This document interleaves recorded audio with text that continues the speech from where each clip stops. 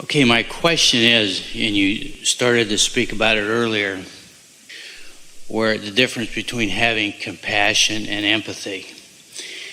If you're on a high-flying disc and somebody close to you, like children, come into your presence with bad news or something that's bothering them, and that automatically brings you down. Well, here's the thing. It depends on how long you've been sustaining your high-flying disc. You get the idea of the better you feel, the higher your disc. That's something we talked about a while back. But we talked today about what you're bringing to the room. So let's say you gather with a group and you've not really been tending to your vibration. You've just sort of been somebody who's observing whatever's. So you are empathetic, which means whatever the strongest vibration in the room is, you're going to sort of become a part of that. Because law of attraction sort of draws that from you because it's the most active vibration that's within you.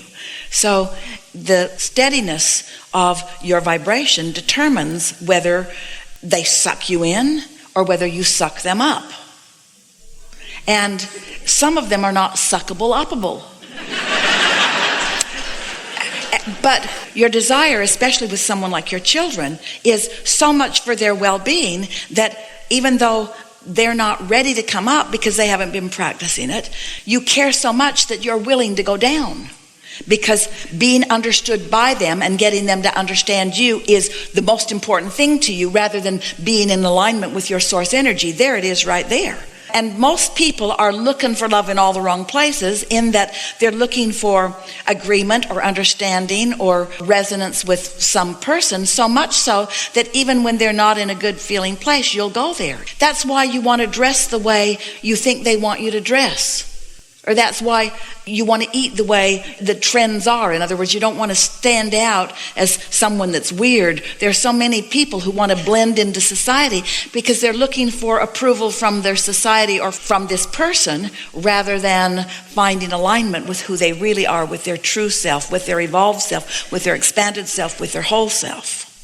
So what action should be taken in that situation? Well, in that situation, you really don't have a lot of choice. Because what you are entering the room is what's going to play out in the room. Let's say that you have a mixed bag of vibrations, and concern about your children is one of them. Let's say you've been observing them and you've been noticing that things aren't going that well for them, and rather than taking your own bounce from your own desire and thinking about who they really are, you've been fixated, most people do this, on who they are. So you've practiced the vibration of their struggle without meaning to, all the while wanting it to be better, but you practice the vibration of their struggle. If you are like most parents, you talk to other people about it. You get together with your good friends and you talk about your kids a little bit and about the or you read the books that will help them. And so you've got active in you more about their struggle than you do about their solution. So that's who you are walking into the room. And so you don't have any resources to feel otherwise under those conditions. But let's say instead of that, let's say you've walked into a few of those situations where you felt empathy and nothing helped and it just got worse. And so now you've launched enough rockets of desire and you acknowledge that you want to be of advantage to them. And so now you're not with them and you find your thought, and let's say this, you've awakened without any of that momentum active in your vibration, because while you slept, it subsided, and then you brushed your teeth and got something to drink and then sat for meditation for 15 or 20 minutes and tuned into the frequency of who you really are. And then you, because your children are the most active thing in your vortex, if you have children, your vortex is speaking to you as it always does, and you're receiving. And you have this thought about the brilliance and wonderment of your child. And in your aligned state of alignment, that thought feels so good.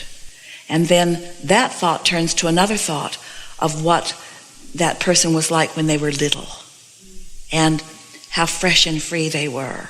And then that thought turns to another thought about some loving experience that you've had. You're just having this festival of lovely thoughts because there's no resistance active within you. You meditated and you created a new room for you. So what you bring to the room, haven't said this before, when you meditate, you bring to yourself, to that room of meditation, someone different than the person who's been worried about stuff. So now you are this pure, positive energy in concert with your pure, positive source energy, in concert with everything that you care about this child of yours, and you are now beginning to receive thoughts. Now, we're not saying that in that very day you will rush out and say the perfect thing to that child or that person, but what you will do is get ready to be ready, to be ready, to be ready, and more thoughts about their beauty and their power and their success will come to you. More things you will remember and more good timing you will witness until your vibrational altitude or attitude, they are really the same thing, will become new about this person. So next time you see them, you'll be a different person coming to the room. You'll come as a compassionate person, not as an empathetic person. You'll come as a person aligned to who they really are and what they really want, not aligned to what they've got and what they don't want. You'll come as a person tuned in, tapped in, turned on to your inner being and to their inner being, and you'll still behold them just the same. You'll look at them, you'll be in the room with them, but you will be a vibrationally different being, you see. You'll be someone who will more likely evoke better feelings from them. You'll be the one controlling the room. Now, we don't want to seem arrogant and we don't want you to misunderstand, but when you come to an Abraham gathering, we control the room. We've got you outnumbered, for one thing. There are so many of us here. All of your inner beings are on our team. Here we are knowing who you are. And you can misbehave all you want, but it's not going to upset the energy of this room, not this room. And the readiness of you who came to the room, you wanted to be here.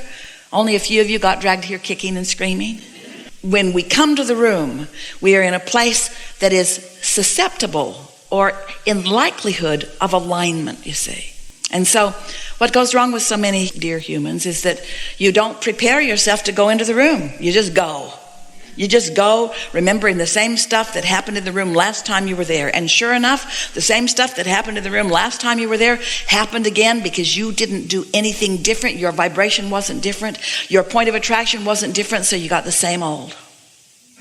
So we have to practice the different vibration before the situation happens again. Yeah. But don't do it to change the situation. Do it because it's more satisfying. When you're not with your child, when you're not with someone who you love, who has a problem, which is a more satisfying thought? They're failing or they can have success?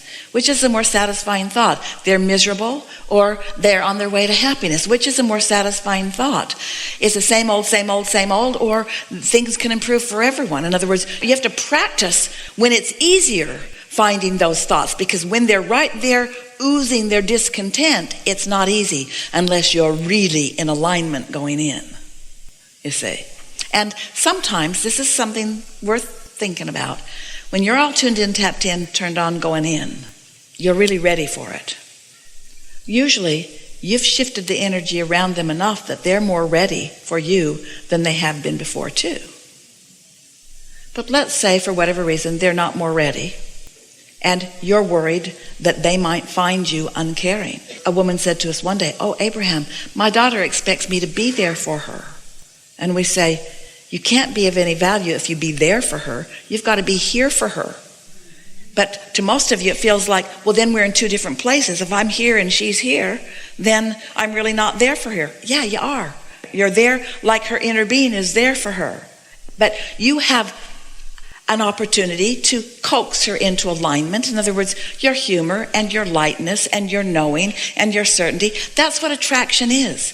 You know those people that you call attractive? They're tuned in, tapped in, turned on. They've got the leverage of source energy radiating through them. And there is always a part of you that wants to be there with them. And so sometimes they will keep arguing for their limitation, and it will feel to you like they're trying to suck you in. They're not trying to suck you in. They're just doing what they do, and it has sucked you in so many times you think they did it to you, but they didn't do it to you. You let it happen to you because you were not in a vibrational place to sustain it. it's like throwing yourself into a current of a river that's a strong current and then being mad at the river that it swept you downstream. If you don't want that to happen, get in your river in a boat and have an engine on it and be prepared to do what you want to do in the river. Or don't get in a river that's moving that way. Get in a lake where you can control yourself in a more satisfying way at first. And before you know it, you are the river. You are controlling the stream of all things. You get to decide what the current is and where the current goes and the value of it. This question has to do with healing, correcting chronic physical conditions. Yours or someone else's? Mine. So chronic, what does the word chronic mean to you in terms of what we've been talking about here? Chronic means I've been thinking about it a for a long practice time. thought. Chronic means a thought I continue to think. But it kind of snuck up on me. I didn't want it. It just kind of happened. People say it just came out of the blue, and we say, not really, it came out of the oblivious, meaning you weren't at that time so aware of the importance of satisfaction. So you let yourself think thoughts that aren't satisfying, watch television for a little while, and those advertisements will cause you to feel dissatisfaction about your physical apparatus. They will convince you that you are vulnerable when you're only as vulnerable as you believe that you are. And so the question is?